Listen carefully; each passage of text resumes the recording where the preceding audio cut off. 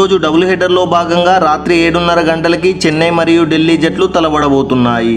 చెన్నై వరుస విజయాలతో దూసుకెళ్తుంది. Other hand చూసుకుంటే ఢిల్లీ వరుస ఓటములతో స్ట్రగుల్ అవుతుంది. సో ఈ మ్యాచ్ అయితే ఢిల్లీకి most important match.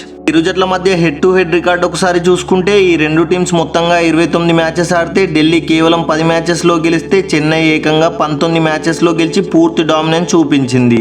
And stats పరంగా కంప్లీట్ ఎడ్జ్ అయితే చెన్నైకే ఉంది.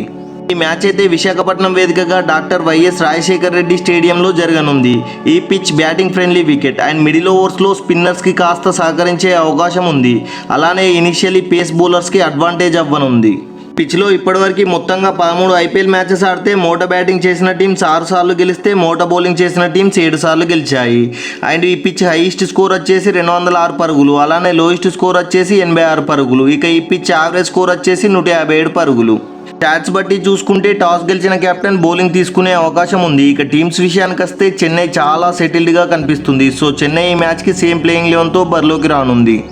ఢిల్లీ విషయానికి వస్తే ఢిల్లీ లాస్ట్ మ్యాచ్లో పోరాడి ఓడినప్పటికీ బ్యాలెన్సింగ్గానే ఉంది. సో ఢిల్లీ ఆల్సో ఈ మ్యాచ్కి సేమ్ ప్లేయింగ్ 11తో బరిలోకి రానుంది. ఫైనల్లీ మ్యాచ్ ప్రిడిక్షన్ చూసుకుంటే ఇరు జట్ల టాప్ ఆర్డర్ చాలా బలంగా అండ్ ఇన్ఫామ్గా కనిపిస్తుంది. బట్ మిడిల్ ఆర్డర్లో చూసుకుంటే చెన్నైతో కంపేర్ చేస్తే ఢిల్లీ చాలా వీక్గా ఉంది. And Delhi top order out అవ్వగానే మిడిల్ ఆర్డర్ కుప్పకూలిపోతుంది. అండ్ బౌలింగ్ లైనప్లో చూసుకుంటే ఇరు జట్లు ఆల్మోస్ట్ ఈక్వల్గా ఉన్న చెన్నై బౌలర్స్ ఇన్ఫామ్గా ఉన్నారు. బౌలింగ్ పరంగా చూసుకున్న ఎడ్జ్ అయితే చెన్నైకే ఉంది. అండ్ 100% రిపోర్ట్ వచ్చింది ఈ మ్యాచ్ చెన్నై గెలవనుంది.